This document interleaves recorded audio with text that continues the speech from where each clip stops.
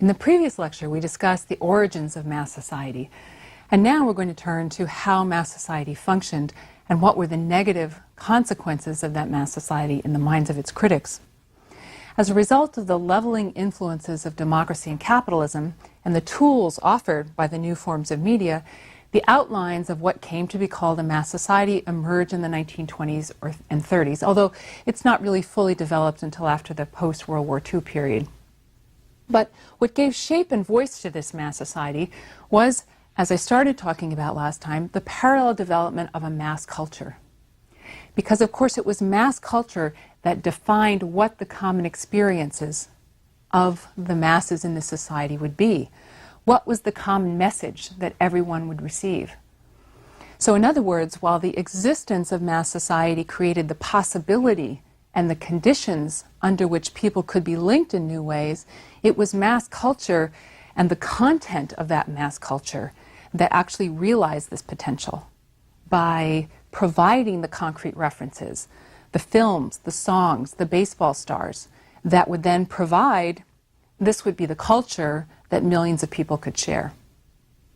The key, of course, to constructing this web of shared experiences that we can call mass culture was, of course, a parallel process of standardization and diffusion. In other words, on the one hand, the number of cultural images has to be reduced and focused so that everyone can share those same few images. At the same time, those few images have to be widely diffused. So it's a parallel process of standardization and diffusion, much like what we talked about was happening in the mass media, that is, newspapers. A reduction in the number of newspapers, a consolidation which allowed then the same message to be portrayed widely. Similarly in the radio industry, where national broadcasting companies were then creating the framework in which a single message could go out. Two of the other great examples of this process of standardization and diffusion occurred in the creation of the record and movie industries in the 1920s and 30s. Thus, before records, music was essentially a local phenomenon, like the blues of the Mississippi Delta, or country music in San Antonio, jazz in Harlem, and so on. Musicians performed for local audiences, and the lyrics and music were an integral part of their local community experience. So like blues with its connection to slavery, or country western music with its ties to cowboy ranching life. But what happens with the recording industry is that it begins to change this local rooting of music by taking music out of the community and marketing it and selling it nationally. The result was the widespread diffusion of these local music forms, what we might call a kind of crossover popularity, especially in terms of jazz and blues. Now, on the one hand, this gave people access to new music forms, which of course was a positive thing, but the larger impact as well was to turn this music into a mass commodity, into something that was to be bought by the masses rather than something which was the expression of a particular social group, a particular social local group. And in the process of trying to appeal to this broad mass audience, the songs became increasingly bland and generic in their lyrics. What historians' studies of jazz and blues and country western music have argued or demonstrated was that there's a significant change in the lyrics before and after vinyl. The before, when music was essentially a local phenomenon, and after, when it becomes transferred to records. Before, the lyrics were sharper, they expressed the frustrations and anger of marginal communities, but after, you get the production of more kind of generic love songs. Again, something that could appeal to a broad national audience. So what the record companies chose to record becomes another aspect of a homogeneous mass culture that everybody participates in, rather than, once again, an expression of a particular local experience. Perhaps even more influential than the new record industry was the new movie industry. Movie technology had been developed in the 1890s, and the first story films are produced before the First World War, films like The Great Train Robbery, which was an 8-minute an 8-minute film made in 1903 that was shown in music halls and vaudeville theaters. But it was after World War I that motion pictures became the most important medium of mass culture, especially with the introduction of talkies after 1927. Special movie houses at this point are constructed in cities and small towns across America and in Europe as well. So movie stars like Douglas Fairbanks and Rudy Valentino become household names for millions of viewers. Once again, they become the stars, the few cultural images that everybody knows and understands and knows who they are. In the U.S., by 1930, an average of 90 million people are going to the movies every week. The highest numbers in Europe were reached in Britain, where there were something like 18 to 19 million viewers a week, also in the 1930s. During the same interwar period, one of the other great cornerstones of modern mass culture is emerging. That is, mass spectator sports. Sport as a group or individual activity was not new to this period. But what happens in the 1920s and 30s is that sport becomes transformed into a cultural product that is both standardized and diffused among millions of fans. So again, it becomes part of this phenomenon. In Europe, the first mass spectator sport, of course, is soccer, or what they call football, with Britain leading the trend. Again, the process begins in the 19th century. Professional leagues had been established already in Britain in the 19th century, and also before World War I in other European and Latin American countries. But it's not until after the First World War that you get the first large soccer stadiums built in Europe. And after 1930, with the establishment of the World Cup, you get the notion that rooting for one's national team is part of national culture. And of course, rooting for one's local team is part of who you are. In the U.S., of course, that sport was baseball. And America's team was the New York Yankees in the 1920s. The process of professionalization had also begun earlier in the 19th century. So, for example, you get the formation of the National League in 1876 with 8 teams. And it was also the teams charged admission for fans to come see the game. This was something that preceded the First World War. But it isn't until the 1920s, once again, that baseball really earns its reputation as the national pastime. As in Europe, this was the era when the first big baseball stadiums are built to accommodate these new mass audiences. When in the early 1920s, the Yankees built the largest stadium at the time, which had a 70,000 seat capacity, people thought it was absurd and ridiculous, but they filled the seats throughout the decade. Around the country by 1930, some 9 to 10 million fans a year paid to go to major baseball league games.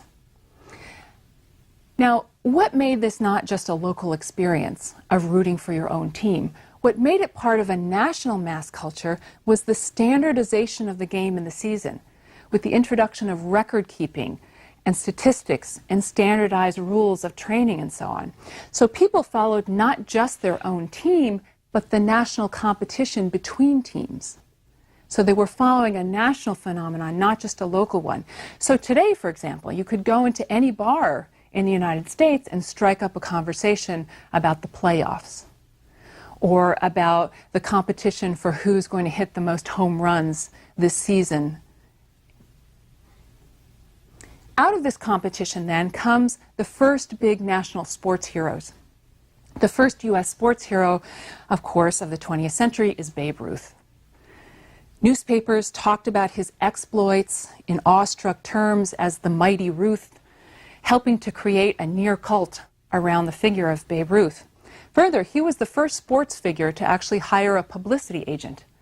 And he was the first one to get endorsements for products, movie roles, tours, and so on. The result was that, of course, every little kid in America knew how many home runs he'd hit. They knew what his season batting average was. They knew how many times he'd struck out. And I would venture that many of you in the audience still know his career home run record of 714 home runs. So the sports industry, like the record and movie industries created a common set of cultural references. Also significant, of course, was that one of the characteristics that all these forms of mass culture and communication shared is that they're all things to be passively consumed and purchased. In other words, here's where capitalism comes in with its profit motive. These are things to be purchased, not to be participated in. In contrast, of course, many of the older forms of local entertainment were more participatory and free of charge. So if you think of what people did for fun before movies, before the record industry, before sports, it was the local church picnic or various religious festivals. The local July 4th parade, where your children participated in the marching band and your father marched with his Knights of Columbus. But the new mass culture of baseball, jazz, radio, and movies is not only homogeneous, it has to be bought and watched or listened to with no active participation on the part of the audience, what one critic called spectatoritis. As another critic said, quote, "The chief function of mass culture is to relieve one of the necessity of experiencing one's own life directly," unquote. What are the implications of this passivity? Hundreds of thousands of people followed the same baseball games, bought the same records, listened to the same programs. But this is a cultural monologue, not a cultural dialogue. It's what people are buying and absorbing, not about a dialogue of participation. If you follow this concept of a cultural monologue, culture produced by businessmen and imbibed by a passive audience, the implication is that people have lost the option of choice and creativity. Thus, although there's the appearance of choice in mass culture, the 20-plex theater, for example, you have your choice of 20 movies to go to, it's really the choice to buy or not to buy into a common mass culture.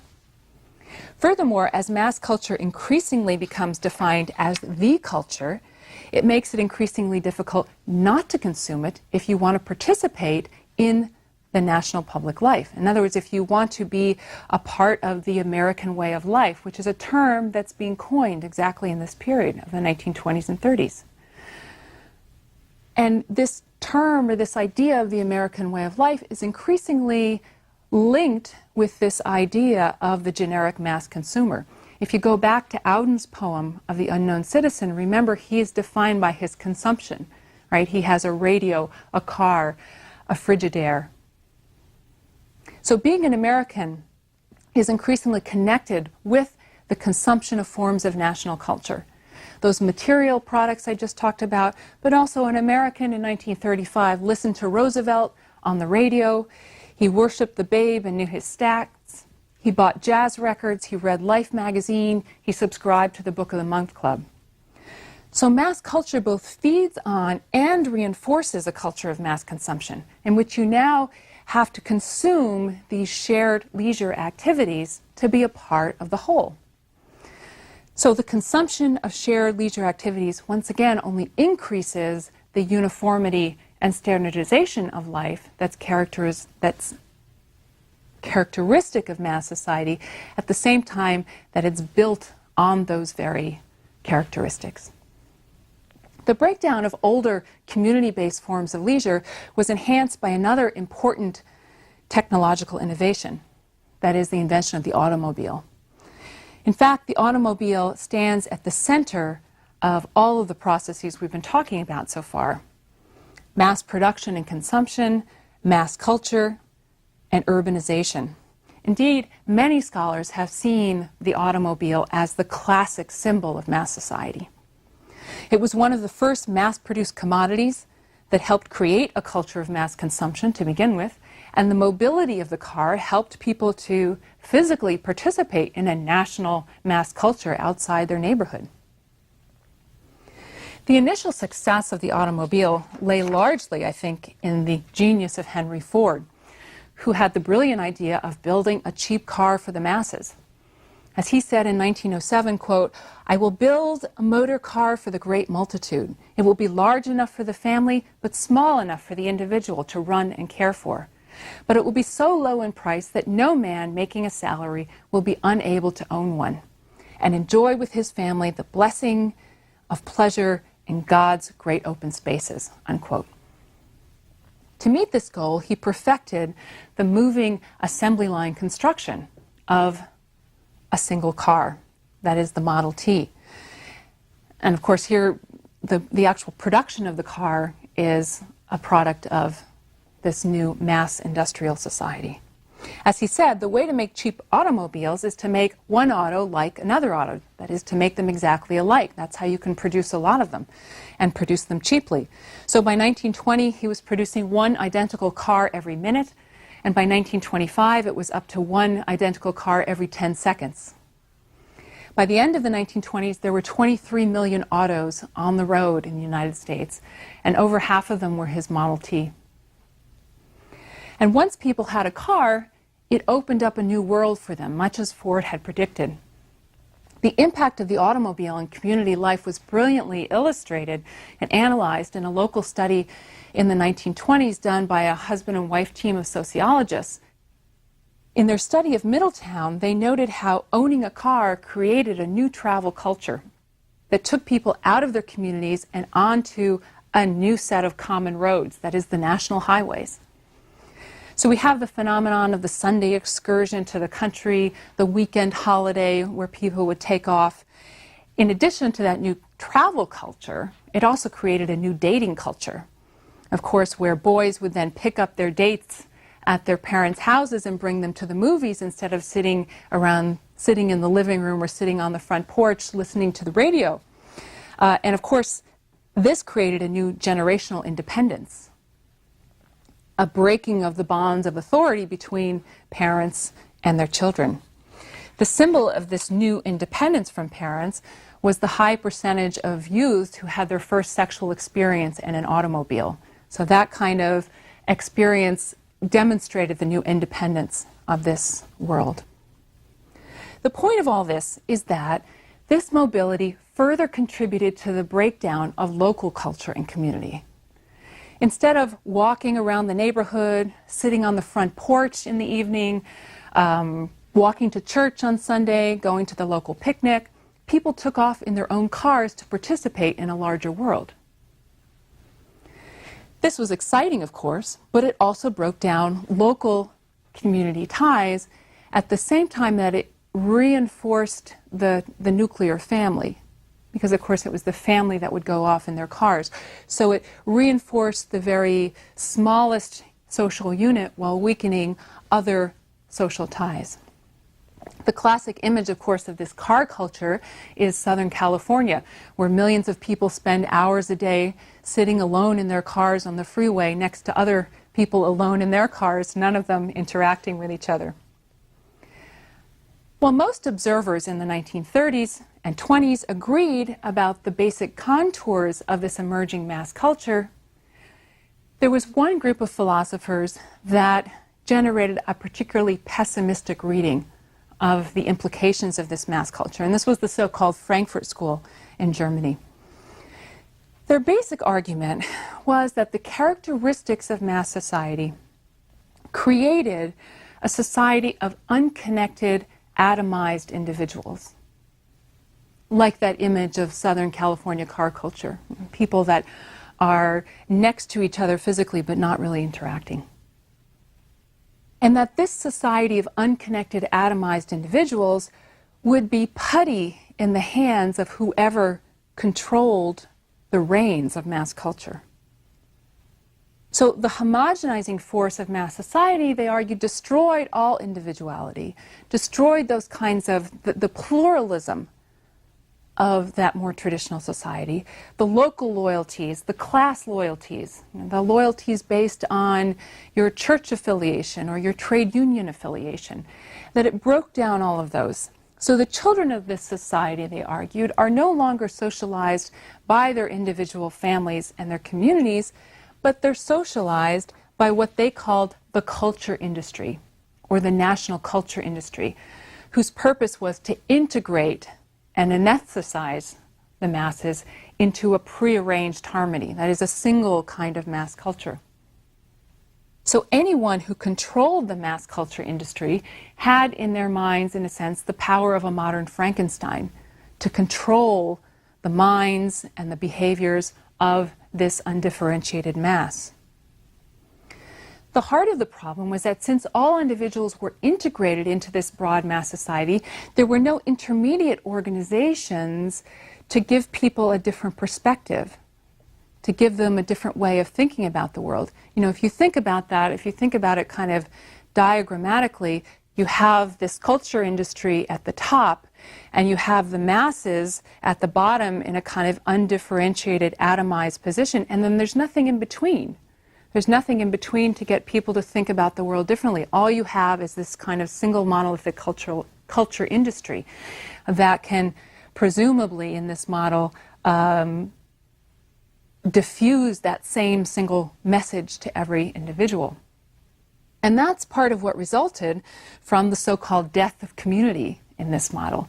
Instead of people going to church and listening to their minister, going to their union meeting and listening to their union leaders, going to the town meeting or other organizations, people spent time engaging in these passive, homogenous activities, going to the baseball game, going to the movies.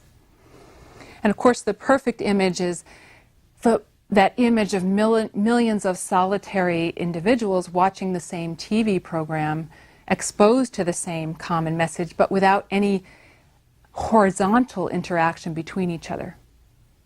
You know, any way of kind of forming an independent common opinion that's not coming from above. So instead of the pluralism of hundreds of thousands of voluntary organizations and local communities and strong families and so on, the uniformity of mass society makes it, in this critique, incredibly vulnerable to manipulation from above. What kind of manipulation were they worried about? In broad terms, they were worried, of course, about the potential for some force to establish complete control over mass culture, over the fabric of this society. In other words, they were worried about the extinction of freedom. The word created to describe this condition was totalitarianism, the ability of a force, most likely the state, to assert total control over the population, over political, social, and cultural aspects of a society. And of course, before the advent of mass society, before mass media and mass culture, this kind of control was unimaginable because the technology simply wasn't there to do it. Now, we'll talk more in future lectures about totalitarianism and its implications, but I simply want to mention the concept now as the direction that these critics saw mass society heading in. So in the minds of these thinkers, the end result of liberal, democratic, and industrial revolutions might very well be totalitarianism, which was the extinction of individual freedom. In other words, once again, we get this idea that Western civilization somehow carried the seeds of its own destruction, that a revolution that had begun with the celebration of the individual would actually end somehow in the extinction of that individual's freedom. Now, in the 1930s, of course, this was no abstract fear. And it's important that the Frankfurt School were German philosophers, and they were watching what was going on in the Nazi regime in Germany. In a sense, the Nazi regime offered the first and very powerful case study of the power of mass culture when it was harnessed by the state, and particularly in the hands of a single powerful individual. So the Nazi state was really the first attempt to take control of the national mass media and use that control to systematically organize the cultural life of an entire population. Not that it achieved that necessarily, but it was the attempt to do that. Thus, under the Ministry for Popular Enlightenment and Propaganda, which was established with the new Nazi regime in 1933, sub-departments were set up to coordinate activities in all of the mass media areas, in radio, the press, film, theater, and music. So, for example, while in 1933 there were 9 independent regional radio companies in Germany, with no, of course, state control over the content of those regional radio programs, what the propaganda minister Goebbels created was a single state radio bureau with regional branches. and appointed a Nazi party member to head each of those branches. So instituting both a kind of national state-directed radio industry and then instituting censorship over what is going to be produced and broadcast. The state then also subsidized the purchase of home radios so that every German home could have a radio and then listen to what those messages were going to be. So that by 1942, Germany had the greatest diffusion of radios in Europe, more than 70% of the households. This meant that any speech of Hitler's could simultaneously reach 56 million people. The Nazi state made similar efforts to coordinate the film industry and the press, both, again, by gaining control over production, reducing the number of newspapers, asserting state control over those that remained, and then, of course, controlling the content of what goes into those newspapers or into those movies through state censorship. So by 1936, for example, 73% of all German feature films were produced by the 4 major film companies which had been bought by the Ministry of Propaganda. So 3/4 of the films are produced by the state, in essence. Perhaps the most famous of the 1,000 films that are produced during the Nazi regime was The Triumph of the Will, a propaganda film that was made about the 1934 Nazi Party Congress held in Nuremberg. While the film includes the speeches of party leaders, that is, it's giving a mouthpiece to ideas, what most marks that film is the communication of the enthusiasm and the popular support of the Nazi Party. That is, the film is more focused on recreating this kind of sense of popular enthusiasm so that it can be experienced by the masses of people who weren't able to attend that party congress. It's more about communicating that feeling and reproducing it, the collective experience of fascist enthusiasm for the millions of Germans not able to attend the rally. So in other words, it used the tools of mass media to create a fascist mass culture that could then be manipulated and focused by the state. And this is a little bit of a tangential point, but I just want to bring it up because scholars have since argued that it's not quite so simple to manipulate people in this fashion. In other words, they looked at the actual results of the Nazi attempt to kind of control culture and shape what people think and do, and that it actually proved to be more difficult to convince people of things that they didn't already believe to begin with. In other words, that kind of manipulation works really well if you're kind of pulling out ideas that people more or less believe, or at least that they don't radically disbelieve. But if you try to bring ideas that are really against what they fundamentally believe, that no amount of manipulation and control can really get them to turn in that direction. So this, of course, was not apparent at the time. This is something that scholars have been debating and talking about later. But at the time, the dangers were really what were most apparent to people. Now, of course, the totalitarian dangers of the Nazi state were quashed in 1945. But the debate about mass culture in society, even within democracies, still really rages today, or it's still a strong one today. Even if we're not worried about an individual madman like Hitler taking over the country or the world, the bigger question about whether mass society will end up destroying civilization, or perhaps that's too strong a term, destroying individual freedoms, let's say, is still a subject of debate. The optimists see mass culture as a sign of democratic diversity. That is, it's empowering to the masses, the sign of unlimited choice in the marketplace of dreams.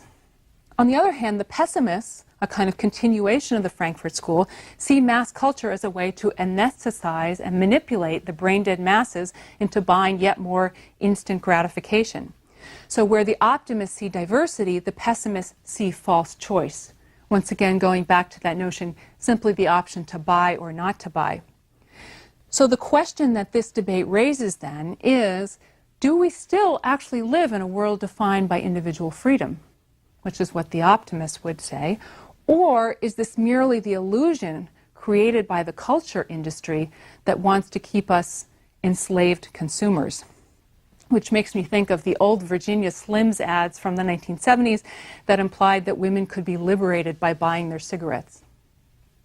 Whichever side you agree with, there can be no argument that mass society and mass culture have transformed our understanding and experience of personal freedom, and thus have had an impact on the struggle over democracy in the 20th century.